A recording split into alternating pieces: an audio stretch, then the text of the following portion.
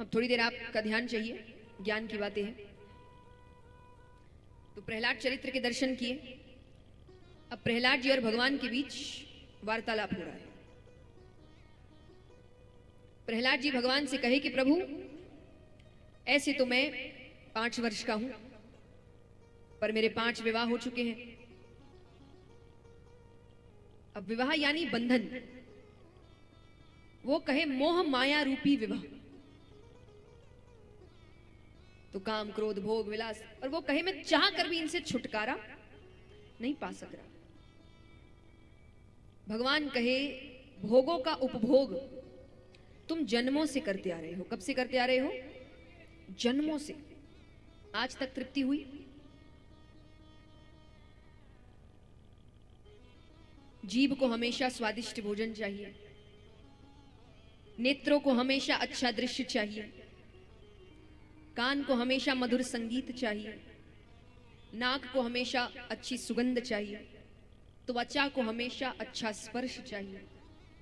इन चीजों से तृप्ति नहीं हो रही, तो वो कहे मैं चाह कर भी इनसे छुटकारा नहीं पा सक रहा। भगवान कहे क्योंकि अगर तृप्ति चाहिए तो तुम्हें ना इनका त्याग करना पड़ेगा। तो भगवान कहे कि अगर तृप्ति चाहिए तो क्या करना पड़ेगा? त्याग करना पड़ेगा। इन चीजों को ग्रहण करते करते आप नहीं बोल सकते कि आपसे छूट नहीं रही। आज हमारी आदत यही है ना, हमें मान लीजिए कोई खाने की वस्तु भी छोड़नी है, अब उसको खाते खाते बोल रहे छूट नहीं रही, छूट नहीं रही। अरे एक दिन तो बंद करो, एक दिन भी तो आप कोशिश नहीं कर रहे। और इतना ही आसान अगर होता तो फिर दिक्कत ही क्या थी? तो थोड़ी तो तकलीफ होगी ना। व्यक्ति कहता है कि छूट नहीं रही, तकलीफ होती, तकलीफ तो होगी। जैसा मैंने कहा कि बुराई आसान है, अच्छाई में मेहनत लगती है। तो अगर कुछ अच्छा करना है तो मेहनत तो लगेगी ना। आज मैं हर युवा से बात करती हूं कि जब आप कोई काम पसंद कर रहे हैं, करियर को लेकर भी कुछ आप चुनाव कर रहे हैं, तो अधिकतर समय हम चुनाव क्या देखकर करते हैं कि हमारा भला क्या क्या होगा, कितनी अच्छी जॉब लगेगी, कितने पैसे मिलेंगे, कैसी पोजीशनिंग होगी, कौन सी कंपनी में जॉब मिलेगी। इन चीजों को देखते हैं और वो देखकर व्यक्ति आगे बढ़ जाता है, अरे बड़ा अच्छा है, ये डिग्री कर लेते, ये कर लेते, वो। पर कोई ये नहीं देख रहा कि वहां पहुंचने से पहले क्या क्या करना पड़ेगा। रातों की नींद खराब होगी, बहुत मेहनत करनी पड़ेगी, उसके बाद भी कितना समय लगेगा पता नहीं। जॉब कैसी मिलेगी, जो आपको चाहिए वो कब मिलेगी ये भी नहीं पता। इन चीजों के बारे में व्यक्ति नहीं देखता, अच्छाई देखकर आगे बढ़ जाता है। और फिर जब दिक्कतें आती है तब कहता है कि मुझे क्या पता था ऐसा होने वाला है। तो तुम क्या आधी चीज देखकर आगे बढ़ गए? कुछ बड़ा कहते ना, कुछ पाने के लिए कुछ, ये सच्चाई है। कुछ पाने के लिए कुछ, बस आपको ये देखना है कि जो खो रहे हो वो ऐसा हो कि जो प्राप्त करने वाले उसके सामने वो बड़ा ना हो। तो आपको दोनों चीजें समझनी पड़ेगी। तो व्यक्ति अच्छाई की ओर बढ़ते बढ़ते ये नहीं कह सकता कि अच्छा बन रहा हूं, लेकिन मुझे क्या पता था इतना मेहनत है। और नहीं होता तो हर कोई नहीं बन जाता, दुनिया ही अच्छी हो जाती। अच्छा होना अगर इतना आसान होता तो पूरी दुनिया अच्छी हो जाती। आसान ही तो नहीं है ना, मेहनत लगती है, त्याग लगता है, अपने आप को संतुलन में रखना पड़ता है, अपने दिमाग पर नियंत्रण रखना पड़ता है, तब जाकर व्यक्ति वैसा बनता है। तो भगवान कहे कि तुम्हें तृप्ति चाहिए पर त्याग नहीं करना, ये कैसे चलेगा? तृप्ति चाहिए तो ये सब छोड़ना पड़ेगा ना। प्रहलाद जी कहे कैसे छोड़े? आपने दुनिया इतनी सुंदर बनाई है, इसको कोई कैसे छोड़ सकता है? भगवान कहे दुनिया इसीलिए सुंदर नहीं बनाई थी कि तुम मुझे ही भूल जाओ। अरे मैंने तो दुनिया इसीलिए सुंदर बनाई थी तुम्हें मेरा भजन करने में कोई तकलीफ ना हो। तुम बाकी जगहों से दुखी रहोगे तो मुझे कैसे मनाओगे? तो मैंने तुम्हें हर तरीके से सुखी रखने की कोशिश की। मैंने तुम्हें घर दिया कि तुम ये ना कहो कि मेरे सर पर छत नहीं है। मैंने तुमको परिवार दिया, अब परिवार में भी कोई अकेला महसूस करे, मैंने तुमको हमसफर दिया कि कोई एक व्यक्ति जो सिर्फ तुम्हारा है, फिर उसके द्वारा तुम्हारा अपना परिवार बना, तुम अपनी खुशियां बांट सको, मैंने रिश्तेदार दिए, तुम अपने गम बांट सको, मैंने तुमको मित्र इत्यादि दिए, तुम अपनी जिंदगी चला सको, मैंने तुमको काम दिया। पर तुमने तो इन्हीं चीजों को कारण बना लिया मुझे नहीं मनाने का। जो चीजें मैंने तुम्हें इसलिए दी कि तुम मेरा भजन अच्छे से कर सको, आज तुम वही कारण दे रहे हो ये कहने का कि मैं भजन नहीं कर पा रहा। आज किसी से भी पूछिए आप भजन क्यों नहीं कर रहे, सत्संग क्यों नहीं कर रहे, भगवान को क्यों नहीं मना रहे, यही 4-5 कारण है। परिवार से फुर्सत नहीं, काम से फुर्सत नहीं, बच्चों से फुर्सत नहीं, रिश्तेदारों से फुर्सत नहीं। हाँ कि ना? और भगवान कहे वो छोड़ो, तुम मुझे नहीं मनाते नहीं मनाते, पर तुम खुद को देखो कि तुम कैसे हो, कि मैंने जो चीजें तुम्हारे सुख के लिए दी, आज वही चीजें तुम्हारे दुख का कारण है। आज किसी से पूछिए वो दुखी क्यों है, उसके 4-5 उत्तर मिलेंगे। पति पत्नी से दुखी, हाँ कि ना? जितने पति, पत्नी पति से दुखी, कोई एक तरफा नहीं है ये कि पति पत्नी से दुखी तो पत्नी पति से दुखी, माँ बाप बच्चों से दुखी, बच्चे माँ बाप से दुखी, आप रिश्तेदारों से दुखी, रिश्तेदार आपसे दुखी, आप अपने बॉस से दुखी, वो बॉस आपसे दुखी है कि कोई काम नहीं करता ये। तो भगवान कहे मैंने जो चीजें तुम्हारे सुख के लिए दी, तुमने तो उसी को अपने दुख का कारण बना लिया। कैसे हो तुम? अब जल्दी जल्दी बैठो, अब जो भी आ रहे हैं ना, तो तुमने तो उसी को अपने दुख का, मैंने ये चीजें तुम्हें दुख के लिए नहीं दी थी, मैंने तो सुख के लिए दी थी। एक सेठ जी है, बहुत धर्म का काम करते हैं, उनको पता चला किसी गांव में पानी की किल्लत है, उन्होंने वहां कुआं बनवा दिया।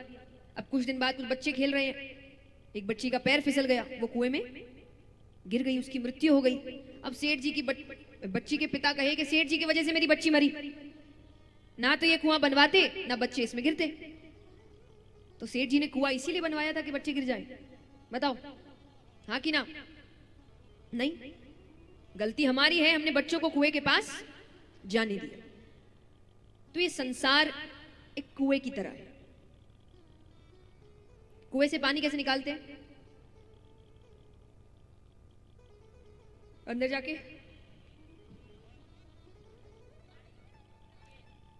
बाहर खड़े रह के बाल्टी को रस्सी से बांध के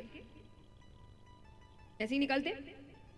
संसार कुएं की तरह है, बाहर खड़े रहकर अपनी जरूरत की चीजें निकालते रहो। ज्यादा अंदर जाने की कोशिश करोगे डूब जाओगे। तो भगवान कहे कि मैंने तुमको सब कुछ दिया इसीलिए कि तुम मेरा भजन अच्छे से कर सको, लेकिन तुम दुनिया में सब कुछ कर रहे हो सिवाय मेरे भजन के, सिवाय मेरे भजन के। भगवान कहे मनुष्य सांसारिक चीजों में बड़ी मर्यादा रखता है। मर्यादा यानी डिसिप्लिन, हर चीज सही तरीके से, नियम से। तो मनुष्य सांसारिक चीजों में बड़ी मर्यादा रखता है। जैसे कि स्कूल समय पर जाते बच्चे, यहां पे समय पर जाते हो कि मनमानी करते हो? समय पर जाते। ट्यूशन समय पर जाते, हाँ कि ना? ऑफिस समय पर जाते, जो समय है तभी जाते। तो स्कूल समय पर जा रहे, काम समय पर कर रहे, ऑफिस समय पर जा रहे, यहां तक कि मनोरंजन भी समय पर हो रहा है। हफ्ते में एक दिन छुट्टी का दिन है, घूमने फिरने का दिन है, मौज मस्ती का दिन है, भगवान का दिन, मंदिर का दिन। हाँ, रोज ही कर ली होते तो कहानियां होती इतनी।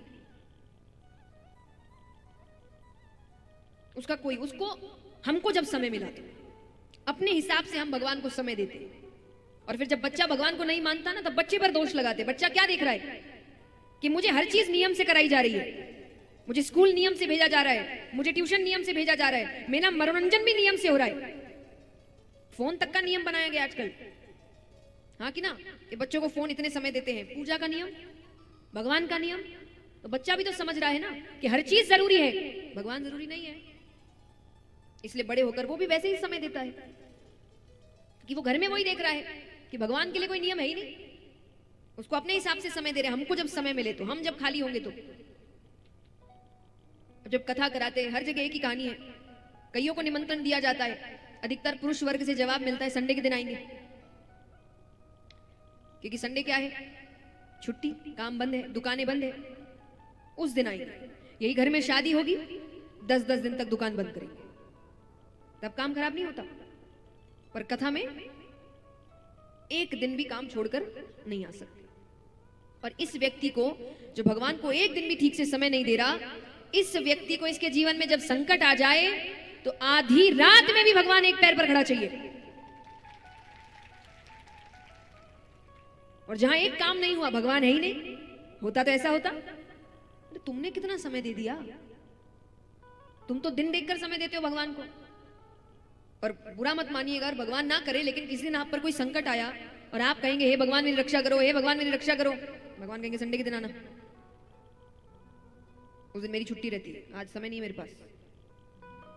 कैसा लगेगा? कैसा लगेगा? बुरा लगेगा? उनको कैसा लगता होगा? कितना स्वार्थी है, सिर्फ अपने काम से याद करता है, काम ना पड़े ये मुझे याद ना करे। तो भगवान कहे तुम हर चीज में मर्यादा रखते हो सिवाय सत्संग के, और सत्संग करोगे भी नहीं और वापसी भी चाहिए तुमको। आज व्यक्ति कह रहा है शांति नहीं है, ये नहीं है, वो नहीं है, कैसे